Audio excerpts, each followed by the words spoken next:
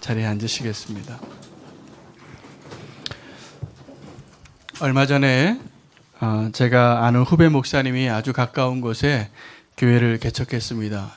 저보다 조금 늦게 교회를 개척했는데 그 교회의 이름을 부끄럽지 않은 교회라고 이렇게 정했습니다. 영어로는 Not Ashamed Church 이렇게 정했더라고요. 그런데 이 이름을 저는 수개월 전에 또 다른 후배 목사님이 그렇게 지방에서 부끄럽지 않은 교회 이렇게 교회를 세운 것을 제가 들었을 때 그 목사님들의 마음 안에 하나님의 마음이 있구나라는 걸 제가 느낄 수 있었습니다. 그리고 그 젊은 목사님들이 보기에 지금 교회의 모습이 좀 부끄러웠던 것 같아요. 그리고 하나님의 마음을 받아서 나는 이렇게 목회하지 말아야 되겠다. 그리고 그런 마음을 가진 성도님들이 새롭게 교회를 시작하신 것입니다. 저는 그래서 그 교회의 소식을 계속 듣고 있고 응원하고 있습니다. 계속 부끄럽지 않은 교회가 되기를 원합니다. 우리도 그러길 원합니다. 그런데 오늘 본문에는 부끄러운 얘기가 기록이 되어져 있습니다. 그리고 제가 이 말씀을 준비하면서 사실은 제가 선교사 출신이고 선교를 소망하는 목회자 중에 한 명으로 오늘 이 본문을 설교하는 것은 가슴 떨리는 일입니다. 왜냐하면 선교에 많은 선교와 관련된 성경의 본문이 많이 있는데 이 본문이 굉장히 중요하거든요. 창세기 12장. 아브라함이 처음 하나님과 만나서 언약을 맺은 이 본문. 성경에서 제일 중요한 본문이 오늘 이제 저에게 내려온 거죠. 순서대로 강해 설교하는데 오늘이 창세기 12장 설교하는 날인데 마음에 하나님께 기도했습니다. 하나님 이 설교를 어떻게 하면 좋을까요? 그런데 하나님은 의외로 선교에 대한 강력한 메시지가 아니라 하나님의 은혜에 대한 마음을 주시는 거예요. 오늘 이 아브라함의 모습이 부끄럽습니다. 그런데 오늘 이 자리에 하나님 앞에서 우리의 부끄러움이 드러나고 고백되어지길 원합니다. 그 자리에서 하나님의 은혜가 덮일 거라고 저는 믿습니다. 그리고 하나님께서 그 아브라함을 믿음의 조상으로 거기에 합당한 모습으로 이끌어가고 있는 모습을 보게 됩니다. 오늘 본문이 정말 아브라함의 부끄러운 모습이 기록이 되어져 있어요. 이 내용을 보면 이 사람이 아브라함 맞나? 이 사람이 믿음의 조상 맞나? 이 사람 믿고 온 인류의 구원을 하나님께서 계획하실 수 있는가 싶은 모습입니다. 왜냐하면 이제 이방 땅으로 들어가는데 자기 하나 살겠다고 자기 아내를 다른 남자에게 넘겨요. 자기 아내를 그대는 나의 누이라 하라. 그렇게 약속을 하고 그 땅에 들어가는 남자입니다. 우리도 그런 연약한 모습이 있습니다. 부끄럽고 감추고 싶고 이야기하고 싶지 않은 부끄러운 모습을 그런데 주님이 아십니다. 그 부끄러운 모습 가운데도 하나님의 은혜가 있음을 기억하시면 좋겠습니다. 얼마 전에 주기철 목사님의 아들 되시는 분이 장로님이 그러한 간증하시는 걸 제가 들었어요. 주기철 목사님께서 신사참배하지 않고 끝까지 믿음을 절개를 지키고 그 일제 치하 시대에 등불과 같이 혼자 정말 살아있는 등불과 같이 한국교회를 지키는 버팀목과 같이 그렇게 우리가 존경하는 목사님인데 그 주기철 목사님이 순교하러 들어가시는 그 마지막 그 끌려가는 그날 아침의 모습을 이 아들이 보았어요. 근데 그 아들이 어떤 모습을 보았냐면 그 주기철 목사님이 그 기둥을 붙잡고 우시더래요. 우시면서 떨면서 나 정말 무서워. 이제 들어가면 정말 죽을 것 같아. 이런 고백을 아내에게 하고 그리고 가족들에게 그 모습을 보이고 들어가셨어요. 사실은 인간적으로 봤을 때는 너무나 연약한 모습인 그냥 한 사람인 것이죠. 그런데 그 연약한 그 주기철 목사님이 우리의 믿음의 정말 상징과 같이 우리가 정말 그런 목회자 되고 싶고 그러한 성도 되고 싶은 그러한 믿음의 길을 가셨다는 것이 놀랍습니다. 어쩌면 우리가 존경하는 많은 목회자들 또 믿음의 선조들 다 하나님의 은혜로 그 길을 간 것이 아닌가 이런 생각이 되어집니다. 오늘 본문에 지난 창세기 1장부터 11장까지는요. 오늘 이 사람 소개하려고 쓴 겁니다. 그래서 창세기 1장부터 11장은 이 아브라함이라는 한 사람을 소개하기 위한 서론이에요. 지난 11주 동안 제가 그 말씀 본문 가지고 그래도 하나님 은혜를 나눴는데 은혜 받으셨나요, 혹시? 그런데 그 많은 은혜들이 사실은 오늘 이 아브라함 소개하려고 하나님이 기록하신 거예요. 이 믿음의 조상인 아브라함이 시작되어지는데 그 아브라함이 소개됩니다. 아주 특별하게 하나님이 선택하셨어요. 창조가 있었고 타락이 있었고 홍수가 있었고 바벨탑 사건이 있었는데 바벨탑 사건 때 하나님께서 심판하지 않으시고 그 바벨의 심판 대신에 온 지면에 흩으시고 언어로 혼잡하게 하신 다음에 새 일을 행하신 겁니다. 한 사람 부른 겁니다. 그 사람이 아브라함이었죠. 그러니까 이 아브라함은 너무나 놀라운 의미가 있는 상징적인 존재입니다. 중요한 인물이죠. 그 안에 이 한 사람의 인생 안에 앞으로의 모든 인류의 구원의 역사를 이룰 기초가 이루어지고 시작이 되어지고 그 언약이 맺어진 놀라운 사건입니다. 하나님께서 이 아브라함에게 이제 약속하시죠. 그래서 내가 너를 축복하고 너는 복의 근원이 되고 너를 축복하는 자를 내가 축복하고 너를 저주하는 자를 내가 저주하리니 너는 복이 될지라. 이전 성경 번역에는 복의 근원이 될지라 이렇게 표현이 되어져 있는 약속의 본문입니다. 그런데 하나님께서 이 창세기 그 내용이 창세기 2절 3절이고 창세기 12장 1절에는 먼저 약속하시기 전에 명령을 하세요. 그 명령이 뭐냐 하면 내 본토 친척 아비의 집을 떠나라. 그리고 내가 너에게 지시할 땅으로 가라입니다. 그리고 오늘 이 부분을 먼저 붙잡고 하나님의 뜻을 헤아려 봤으면 좋겠습니다. 본토 친척 아비의 집을 떠나라. 이것이 어떠한 의미일까요? 새로운 일을 시작하라는 겁니다.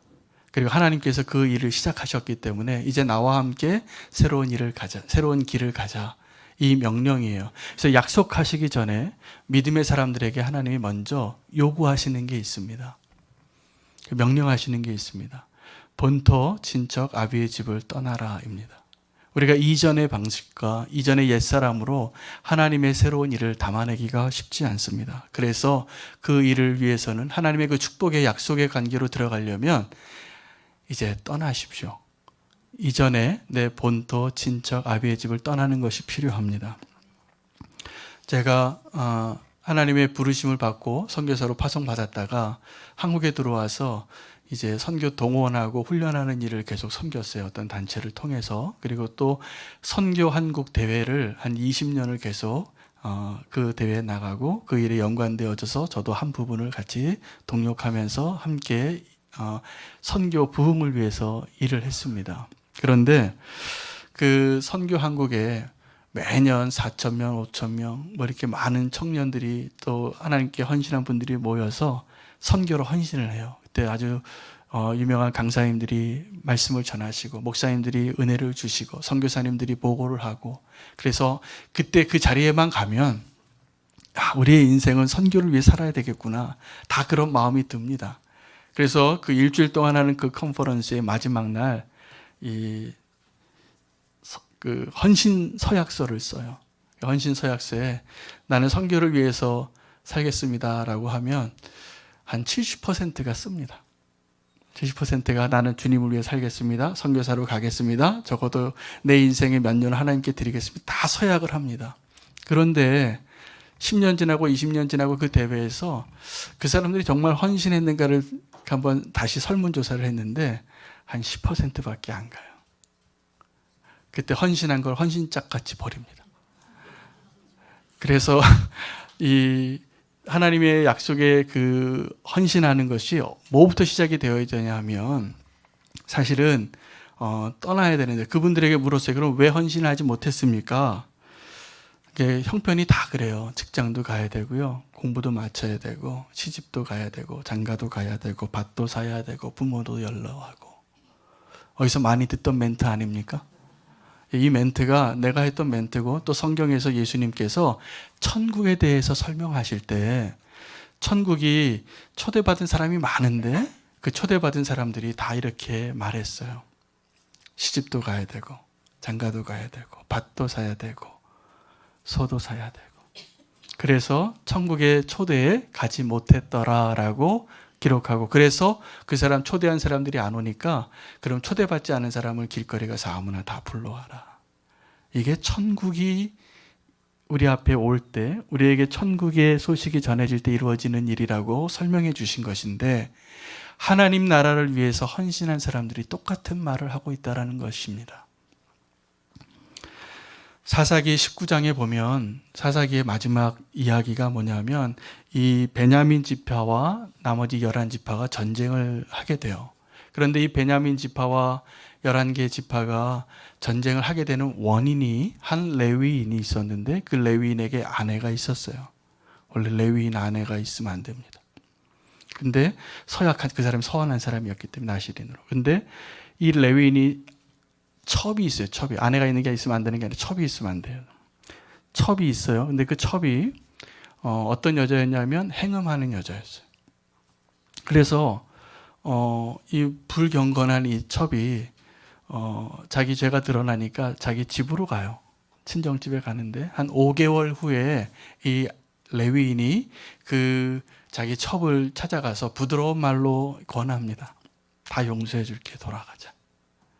그래서 그 장인어른이 그 사위를 극진하게 대접을 합니다. 그래서 상을 잘 차리고 우리 오래간만에 만났는데 그래도 내 딸이 부족한데 그래도 이렇게 다시 거둬준다고 하니 고맙네. 그러면서 많은 음식과 술과 또 편안한 잠자리를 제공하죠. 일어나려고 하는데 그 다음날 아침에 하루만 더 유하시게 그렇게 얘기하고 또 먹고 마시고 저녁이 됩니다. 저녁이라도 가려고 하니까 너무 밤이 깊었으니 하룻밤 더 자고 가시게. 그 다음에 아침에 일어났는데 그 장인이 또 말합니다. 먼 길을 갈 텐데 하루만 더 유하시게. 그때 저녁이 되고 또 일어나려고 했더니 또 밤이 깊었으니 하룻밤만 더 자고 가시게. 이것을 5번을 반복해요. 그래서 5째 날 되는 날에 이 레위인이 내가 더는 안 되겠습니다. 그리고 밤에 나서는 거예요.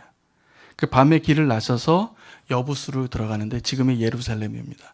그 여부수에 가서 이제 불한당들에게 봉변을 당하는 거예요. 그래서 자기 첩이 제가 여기서 다 표현할 수 없는 그러나 성경은 아주 정확하게 기술하고 있는 끔찍한 일이 일어나죠. 그 첩이 밤새도록 능력을 당하고 그 남편이 머물던 집에 문고리를 붙잡고 시체가 됐죠. 그래서 그 여인의 몸을 12댕이로 나눠서 다 보내서 우리 가운데 이러한 악이 있다. 어찌하면 좋겠느냐. 그래서 전쟁이 일어나서 한 지파가 다 없어질 정도로 진멸을 당합니다. 처음에는 이 베냐민 한 지파를 11지파가 감당을 못해요. 졌다가 나중에 하나님이 도우셔서 이 베냐민 지파를 무찌르게 되죠. 제가 오늘 이 이야기를 왜 하냐면 믿음의 길을 갈 때 우리에게 하룻밤만 더 유하시게 하는 그 음성이 너무나 많아요. 그래서 하나님의 오늘 이 믿음의 사람 아브라함이 우리도 되기를 원하는데 그 믿음의 길을 여정을 떠나기 위해서 우리에게 지금도 하룻밤만 더 머물고 가라라고 말하는 사람이 있습니다. 우리를 사랑해서 또 우리에게 너무나 소중한 사람이어서 그 이야기를 하는데 그러다가 10년이 지나고 20년이 지나고 30년이 지나게 될 것입니다. 우리가 하나님의 약속을 받을 때 그래서 지금이 하나님의 때인가 하나님께 묻고 그 믿음의 결단을 하는 믿음의 순종이 있기를 원합니다. 아브라함이 어려운 일을 하나님께 요구를 받아요. 나중에 그 이삭을 늦게 얻은 그 약속의 자녀 그 이삭을 하나님께서 바치라고 하죠. 이런 이해 안 되는 하나님의 명령에 아브라함은 그 하나님을 신뢰하고 모리아산으로 아이를 데리고 가는데 아침 일찍 떠납니다. 제가 하나를 깨달았어요. 우리가 하나님 앞에 믿음의 순종을 하려면 아침 일찍 짐을 싸고 떠나야 합니다. 그래야 그 길을 갈 수 있습니다. 우리가 아마 저와 여러분이 다 하나님께 약속하고 아직 순종하지 못한 그 무언가가 남아있다면 내가 또 다른 시집가고 장가가고 밭을 사고 소를 사야 하는 그 일 때문에 못하는 일들은 우리 모든 사람에게 일어나는 일입니다. 그래서 첫 번째 아브라함이 축복이 되고 우리에게 믿음의 도전이 되는 것은 아침 일찍 길을 떠났을 거라는 겁니다. 두 번째는 그 본토 친척 아비의 집을 떠나라라고 말하는 것은 자기의 권리를 포기하라는 하나님의 명령입니다. 우리가 예수님 믿고 한번 생각을 해보십시오. 내가 예수님 믿고 내가 내려놓은 것이 있는지, 내가 포기한 것이 있는지. 왜냐하면 이 아브라함이 지금 본토 친척 아비의 집을 떠났다라는 것은 자기의 몫의 유산과 자기의 권리와 자기의 편안함과 그 모든 것을 포기한 것이에요. 저는 우리 새빛교회 성도님들이 사실은 그 길을 떠났다라고 생각합니다. 하나님의 여건 가운데 그렇게 인도함 받으신 건데 사실은 내려놓고 하나님의 것을 받을 수 있는 겁니다. 우리는 사실은 내가 이전 것을 끝까지 붙잡고 새 것을 받기 어려워요. 하나님이 주시는 것은 지금 우리가 알고 누리는 것보다 하나님이 훨씬 부요하십니다. 근데 그 하나님이 믿어지면 내려놓을 수 있게 될 것입니다. 오늘 그 은혜가 우리에게 있길 원합니다. 정말 예수님을 만난 사람들은 그 길을 다 갔더라고요. 예수님의 제자들이 예수님 만났을 때 그들이 많은 재산을 소유하고 부유하고 포기하지 못할 정도로 재산이 많았던 사람들은 아니에요. 아주 가난하고 평범한 사람들이었는데 그 사람들이 예수님 만난 순간의 기록을 보면 다 그렇게 기록이 되어 있어요. 배와 자기 아버지와 자기 것을 버려두고 갔더라. 우리가 예수님 만나면 적어도 그 변화가 필요합니다. 그 변화가 없다면 우리는 지금 이상하게 예수님 믿는 사람이에요. 내가 예수님 믿고 내려놓은 것이 없다. 그러면 제가 그렇게 도전까지 해보고 싶어요. 정말 예수님 믿는 거 맞는가? 왜냐하면 예수님께서 우리에게 말씀하시는 제자의 길, 그리스도인의 길, 그리고 구원받은 사람의 길은 이 세상 사람들이 걸어가는 길과 다른 길이거든요. 다른 길인데 우리가 아직도 똑같은 모습으로 하나님의 구원받는 것만을 원하고 살아가기를 원하는 마음이 누구에게나 있어요. 그런데 이게 행복이 아니에요. 정말 좋은 것을 아직 못 얻는 길이에요. 그래서 우리가 예수님을 믿고 살아간다는 것에는 내가 구원받고 구원의 확신을 얻는 것만이 아니라 내가 예수님 믿기 위해서 무엇을 버렸는가를 생각해 보십시오. 우리 지나간 날들 가운데 저는 우리 새빛교회 성도님들의 삶 가운데 그 증거가 분명히 있을 거라고 믿습니다. 그리고 그것을 기억하십시오. 그리고 그 여정을 가야 합니다. 요즘 교계의 WCC 문제가 아주 뜨거운 감자예요. 저는 그래서 이런 이야기를 강단에 서서 이야기하고 녹음되는 게 굉장히 부담되지만 제가 더 의도를 가지고 얘기하고 싶은 것도 있습니다. 오늘도 그 얘기를 좀 하려고 하는데 WCC 운동은 우리 복음주의 신앙을 가지고 있는 우리 한국 교회에는 용납하기 어려운 일이에요. 지금은 그렇게 생각하고 있는데 그 일이 맨 처음에 시작이 됐을 때는 이게 좋은 의도로 시작되었다라는 걸 말씀드리고 싶어요. 어떤 거냐면 하나님의 나라가 이제 우리 시대의 끝이 보이는 거예요. 그래서 2차 세계대전 이후에 전 세계 교회가 정말 선교 완성이 되어질 것 같이 느껴졌어요. 그래서 우리 다 함께 예수님 믿는 사람들 다 모여봅시다. 그래서 하나님이 얼마나 일하셨는가를 봅시다. 그 일을 논하기 위해서 컨퍼런스를 하고 교회 지도자들이 다 모이고 모든 종교 지도자들 중에서 그래도 성경의 근거를 두고 하나님 믿는다고 하고 십자가를 가지고 있는 종교들을 다 모았어요. 그래서 거기에는 로마 캐톨릭, 동방종교, 개신교의 모든 교단들 거기다가 이단까지 다 부른 거예요. 왜 그럴 수 있었냐면 그때 그 모임을 주도하신 분들이 이 성경을 하나님의 1.1획 없는 무한 성경으로 믿었던 사람들이 아니라 너무나도 인본주의적으로 자유주의 신학을 가지고 신학을 하고 있었던 사람들이 그 일을 주도했어요. 그리고 그러한 풍조가 전 세계 기독교에 휩쓸고 있던 시대였어요. 그래서 그 모임이 가능했던 거죠. 그런데 지금 이 자리에 계신 저와 여러분과 같은 복음주의자들이 반발을 한 겁니다. 이건 아니잖아요. 성경이 정말 그게 맞습니까? 하나님의 복음이 그게 정말 맞습니까? 그래서 이분들이 어떻게 했냐면 그때 당시에 교회의 모든 재산들이 있는데 신학교와 건물과 모든 자산들을 다 포기했어요. 다 포기하고 WCC 이 자유주의 신학자들을 다 가지세요. 그리고 우리는 믿음만 가지고 새로 시작하겠습니다라고 시작한 겁니다. 그래서 아무것도 없이 지금 우리 새빛교회 같이 아무것도 없이 믿음만 가지고 시작을 했는데 20년, 30년이 지나고 결과가 어떻게 됐냐 하면 그 자유주의 신학을 가지고 있었던 교회들은 건물만 남고 사람이 다 떠났어요. 그리고 텅텅 비고 노인들만 남는 그런 교회가 돼버렸어요. 그게 유럽에서 지금 일어나고 있는 일이에요. 유럽 교회들이 그 자유주의 신학 때문에. 그런데 하나님을 정말 믿고 하나님 믿고 그것을 버려두고 믿음을 택하고 갔던 사람들은 한 30년 만에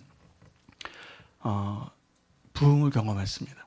그래서 우리 지금 한국 교회는 대부분 복음주의자들이에요. 신학교는 아닌 신학교가 있는데 신학교에서는 그렇게 학문을 하는 거니까 그렇게 가르쳐도 한국 교회의 좋은 전통은 축복의 전통은 복음주의자들이 대부분이에요.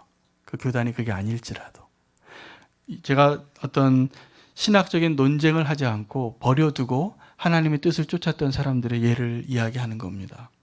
우리가 내려놓아야 하나님의 축복을 받을 수 있습니다. 세 번째는 이 본토 친척 아비의 집을 떠나서 내가 지시할 땅으로 가라. 그럴 때 이 아브라함의 입장에서는 자기가 가야 할 바를 몰랐어요. 어디로 가야 될지 몰랐습니다. 그런데 자, 아브라함이 원래 어디가 고향이냐면 갈대아 우르가 고향입니다. 우르에서 하란으로 와요. 거기서 그때까지는 아버지 데라가 같이 살아 있었어요. 그 데라가 205세에 그 데라가 이 하란 땅에서 죽습니다. 그리고 그곳에서 하나님이 아브라함을 다시 부르는 거예요. 어디로 가라고 하냐면 가나안 땅으로 가라고 합니다. 그 가나안 땅으로 들어가는데 그때 이 하란에서 떠났을 때의 아브라함의 나이가 75세예요. 그래서 가나안 땅에 가서 조카 롯과 아내와 자기의 소유와 모든 종들을 데리고 가나안 땅에 들어옵니다. 가나안 땅에 들어와서 그 가나안 땅에 지금 가나안 땅에 들어와서 베델과 아이 사이의 어느 지점에 우리가 알 수 없는 그 어느 지점에서 하나님의 이름을 불렀더라라고 기록이 되어져 있어요. 그것이 예배죠. 그 온전한 예배를 하고 사실은 이 믿음의 여정을 해서 이 본토 친척 아비의 집을 떠나서 내가 지시할 땅으로 가서 도착한 곳이 가나안 땅인데 그 가나안 땅이 약속의 땅입니다. 나중에 이 이스라엘 민족이 애굽에 갔다가 광야에 가서 여호수아가 들어가는 땅이기도 해요. 그리고 지금까지 이스라엘 민족이 거하는 땅이기도 하고 그 약속의 땅에 아브라함은 사실은 이미 도착한 거예요. 언제요? 창세기 12장 8절에 그 예배를 드렸을 때 이미 다 도착해서 사실은 여정으로 따지면 아브라함이 약속의 땅에 이미 도착했습니다. 그런데 제가 오늘 나눌 이야기의 본문은 여기서부터 시작이 되어져요. 그 다음에 예배를 드리고 그 다음에 점점 남방으로 내려갔더라. 그리고 애굽으로 들어갑니다. 그리고 부끄러운 일을 당합니다.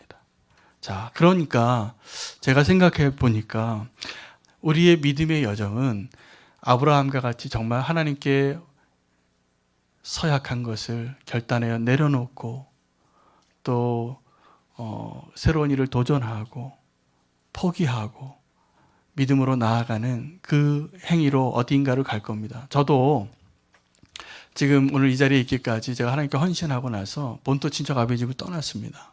그리고 전혀 다른 삶의 방식으로 터키도 가고 다시 한국에 들어와서 제주도에도 있었고 서울에 있다가 대전에 있다가 다시 서울 갔다가 또 다른 교회를 섬기다가 그리고 오늘 이제 새벽교회까지 왔는데 되돌아보니까 정말 나그네 길이에요. 그런데 제가 그 나그네 길을 가는 것을 제가 얼마나 더 살지 모르겠지만 여기가 종착지일까 싶어요. 그것은 제가 이제 새벽교회 담임 목사로 있으니까 하나님 허락하신 데까지 있겠죠. 언제인지 모르겠지만. 그런데 제가 말씀드리고 싶은 것은 그 믿음의 여정이 수평적으로 이사하고 나그네 길을 가는 것이 아니라 정말 중요한 여정이 있다라는 사실이에요. 여러분도 마찬가지일 겁니다. 어떤 직업을 가지시고 내가 여태까지 해봤던 발걸음들이 있으실 텐데 진짜 중요한 여정은 하나님께로 가는 여정이에요. 오늘 이 본문에 점점 남방으로 향하여 갔더라. 사실은요, 아브라함이 예배드리고 약속의 땅에 그 자리에 있었고 이미 여정이 끝난 거예요. 완성한 상태에서 진짜 여정이 시작이 되더라고요. 우리도 그렇습니다. 오늘 이 자리에 예수 믿고 이 교회를 이루고 지금까지 오기도 험난한 길을 걸어오셨지만 진짜 여정은 지금부터입니다. 진짜 여정은 오늘 예배드리고 나서부터이고 진짜 여정은 주일날 예배드리고 월요일부터예요. 진짜 여정은 내가 하나님의 축복의 약속의 땅에 이루어서 우리가 너무나 아름다운 교회를 이루고 있는 이 자리에서 출발하는 겁니다. 아브라함이 지금까지 12장 8절까지 너무나 아름다운 여정을 해왔습니다. 예배로 완성하고 약속의 땅에 들어왔는데 새로운 길을 갑니다. 그것을 한번 볼 필요가 있습니다. 점점 9절에 보면 아브라함과 아내 사레가 조카 롯은 점점 남방으로 옮겼더라 라고 말하는데 이 점점이라는 단어를 기억하셔야 돼요. 이것은 조금씩 나도 모르게 일어나는 변화예요. 이 아브라함의 일행이 이제 남방으로 점점 내려가는데 이 남방이 지명으로는 네게브라는 것이고 방향으로는 사우스입니다. 그래서 어떤 성경에는 네게브, 이 남방을 번역되어지는 본문을 영어 성경에 네게브라고 기록되어진 성경도 있고 toward south 이렇게 남쪽으로 갔다라고 이야기하고 있기도 합니다. 남쪽으로 간 거예요. 근데 점점 가요. 제가 386 세대거든요. 386 세대인데 저는 대학교 생활을 아주 특별하게 했습니다. 제가 대학교 1학년, 2학년 때 대학생들이 정권을 바꿨어요. 제가 그런 세대예요. 아마 그 전에도 이제 그런 세대가 5.18 세대도 있으신데 저는 386 세대거든요. 그런데 제가 나중에 20년, 30년 지나고 보니까 그 386 세대에 정말 나라를 사랑하고 인권을 부르짖고 이렇게 일어났던 그 대학생들 가운데 아직도 정치하는 친구들이 있는데 제가 조금 아쉬워요. 보니까 그 전에 그 순수한, 물론 거기에 순수하지 않은 사람도 있었겠지만 순수한 사람이었는데 자기들이 그렇게 비난했던 그 정치인과 기성세대를 똑같이 닮아가더라고요. 똑같이 닮아가서 그런 모습이 됐는데 왜 그랬을까 생각을 해보니까 점점이에요. 점점이에요. 우리가 지금도 우리가 성적인 기준이 얼마나 무너졌는지 아마 모를 겁니다. 제가 기억되기에 제가 초등학교 때 제 담임 여자 집사님이 계셨어요. 나중에 생각해 보니까 그분이 사실은 자살을 하셨어요. 자살을 하셨는데 왜 그랬냐면 원치 않는 어떤 불미스러운 일이 있었던 거예요. 나중에 알았어요. 그때는 몰랐는데. 그래서 그분이 그것을 견딜 수 없어서 자살을 하셨던 거예요. 그런데 요즘 그런 이야기하면 바보라 그럽니다. 우리가 그 성적인 기준이 너무나 무너져서 그걸 왜 죽어? 그래도 살아야지. 그렇게 얘기할 거예요. 아마 대부분의 사람들이. 왜냐하면 우리의 기준이 많이 내려갔어요. 예배에 대한 갈망, 우리 많이 바뀌었습니다. 이제는 정말 하나님을 얼마나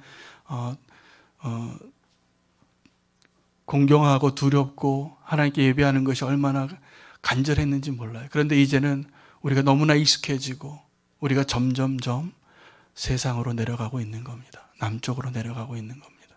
그러다가 기근을 맞아요. 근데 그 기근은 어떤 상황이 바뀌어져서 생계가 어려워진 거죠. 그래서 조금 살아보려고 이 아브라함이 이렇게 얘기합니다.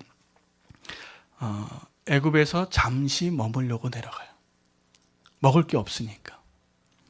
우리는 다 그런 일을 경험합니다. 그런데 우리가 그 기근이 올 때 하나님께 꼭 물어보셔야 합니다.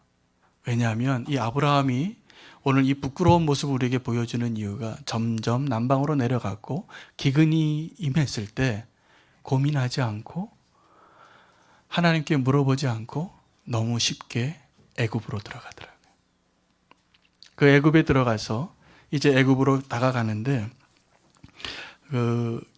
믿음으로 살지 않고 애굽을 향하여 가면 우리는 거기서 좀 잘 살 것 같아요. 그리고 거기서 내가 살 수 있는 힘을 얻을 것 같은데 사실은 비극을 경험합니다. 다윗이 동일한 그러한 경험을 했습니다. 다윗이 사울 왕이 하도 나를 괴롭히고 쫓아오니까 어느 날 그렇게 생각해요. 내가 언젠가는 저 사울 왕에게 붙잡혀서 죽겠구나.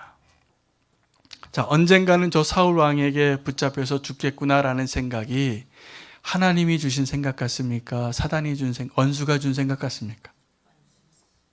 네? 원수가 준 생각이에요.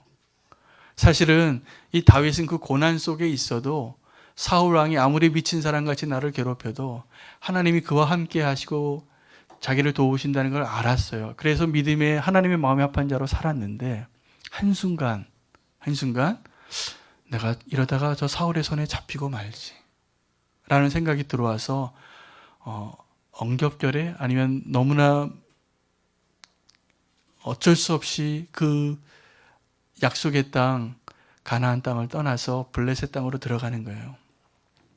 그래서 다윗이 어떻게 나오냐 하면 침 흘리고 미친 척 하다가 나옵니다. 살기 위해서. 얼마나 비참해진 겁니까? 그리고 또 한 번 들어가요. 그리고 그 블레셋 땅에서 나올 때 이스라엘과 싸우기 바로 일보 직전까지 갔다가 나오는 거예요. 그리고 아말렉 군대가 시글락을 침략했다는 이야기를 듣고 돌아와 보니까 다 불타버리고 자기 아내와 가축과 재산이 다 빼앗겨서 자기를 따랐던 그 아둘람의 사람들 400명이 다윗을 죽이려고 돌을 듭니다. 왜 그렇게 됐을까요? 나중에 펴보면 블레셋으로 갔기 때문이에요. 이 아브라함도 지금 왜 이렇게 비참한 남편이 됐을까요? 저는 상상을 해봤어요. 이 아브라함이 존경받는 남편이었거든요. 나중에 이 사례가 아브라함에게도 내 주인이라고 말하는 사람이에요. 그런데 그 아내에게 이런 구차한 부탁을 하는 거죠. 아내에게 내 누이라 하라. 내가 그대로 말미암아 내 생명이 보존되리라.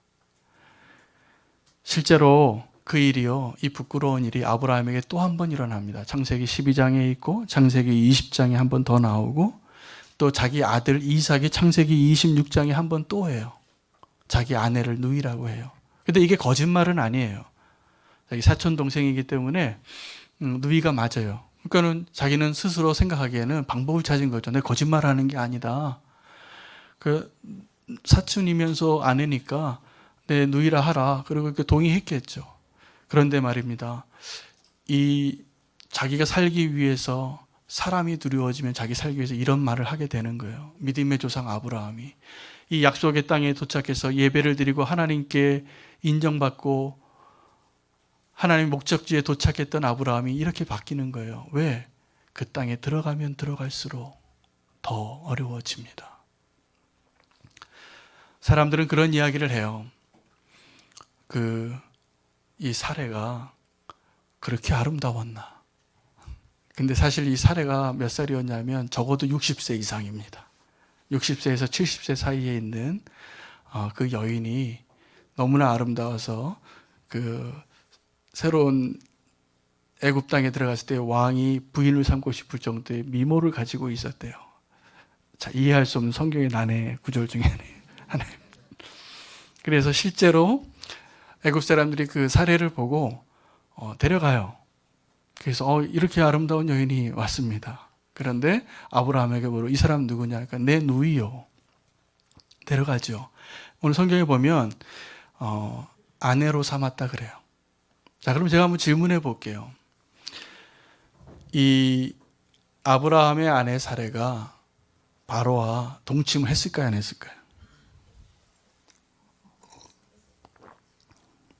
네, 제가 대답해 드릴 수 있어요. 안 했습니다. 안 했어요. 그것이 오늘 본문이에요. 핵심이에요. 왜냐하면 이 아브라함은 자기 살려고 자기 아내를 다른 남자의 아내로 넘기고 선물까지 받아요, 세상에. 소와 양과 노비와 낙타까지 다 받고 저는 그때 아브라함의 심정이 정말 이랬을 것 같아요. 주님, 정말 나 죽고 싶을 정도로 부끄럽습니다. 내가 이렇게 살려고 했나요? 다 후회스러운 거예요. 돌이킬 수만 있다면. 그 돌이킬 점이 어디냐면 점점이에요. 그런데 이 아브라함이 주님 정말 부끄럽습니다. 오늘 이 자리에 계신 분 가운데 이런 고백하시는 분 계실지 모르겠어요. 그러나 하나님 주실 은혜가 있습니다. 우리가 다 그런 부끄러움 가운데 사는데 아브라함이 그런 부끄러움 가운데 있을 때 하나님이 개입하시거든요.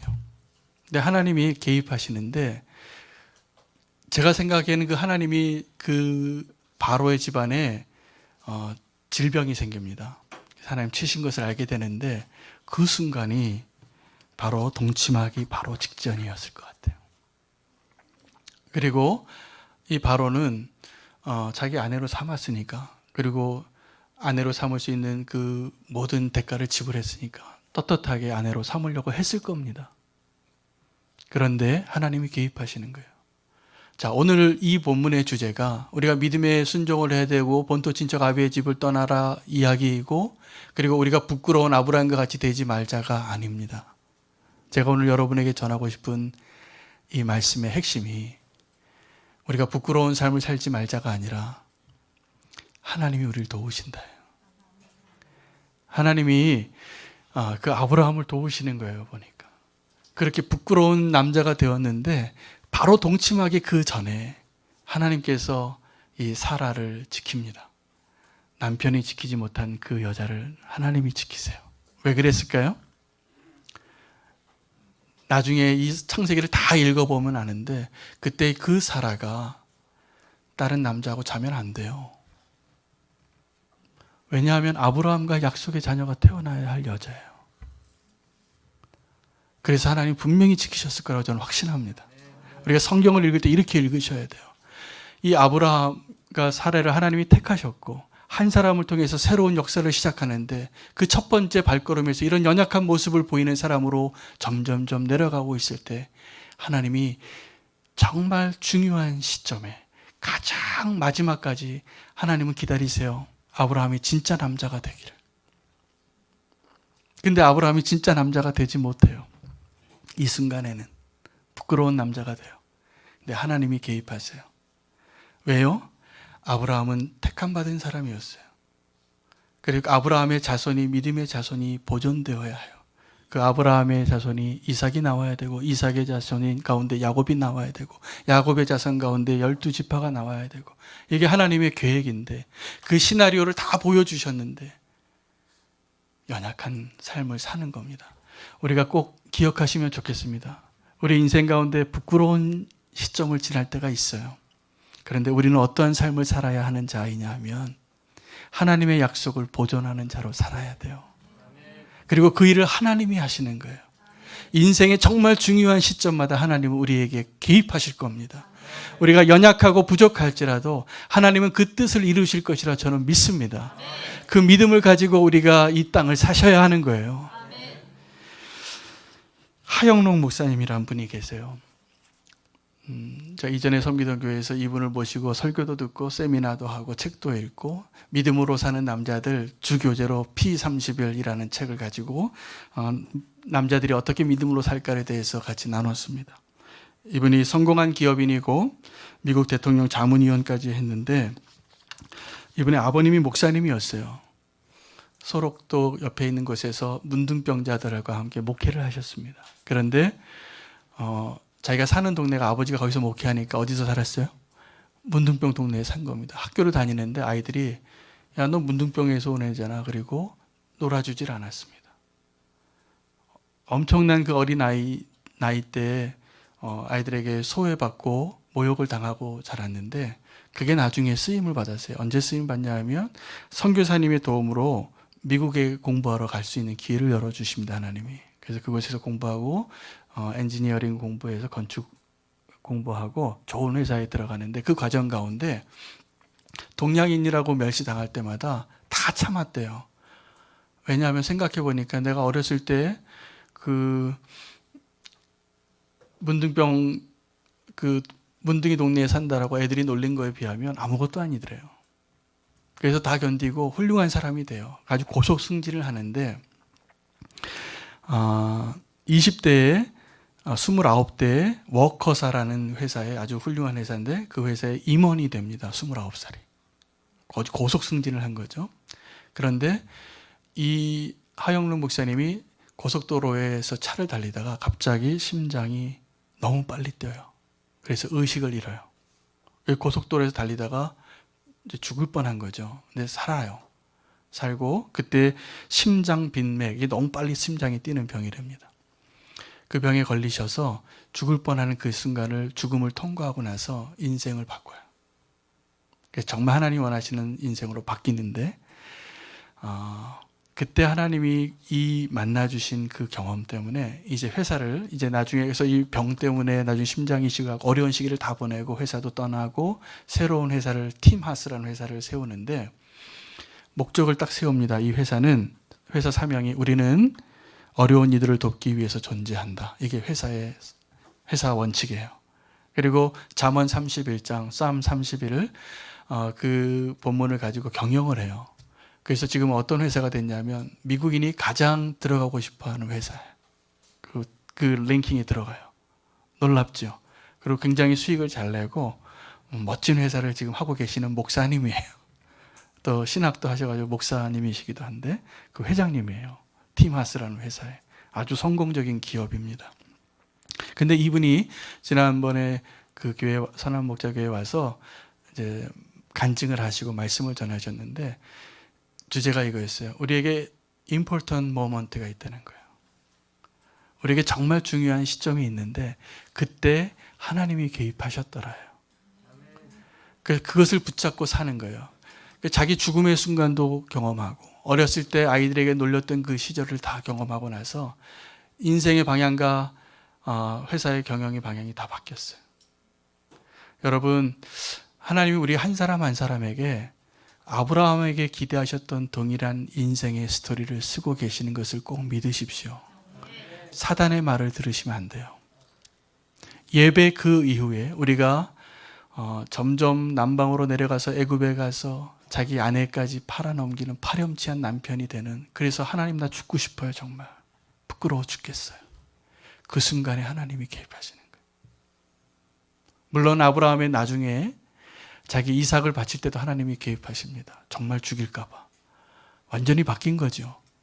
사실은 오늘 이 시점에 부끄러운 아브라함의 모습이 진짜 아브라함을 만들었다고 저는 믿습니다. 이제 우리는 아브라함과 같이 믿음의 여정을 가야 하는데 새로운 땅을 향하여 새로운 일을 경험하는 것이 아니라 저와 여러분이 더 깊이 하나님을 만나는 여정을 가길 원합니다. 깊이 하나님의 은혜를 경험하십시오.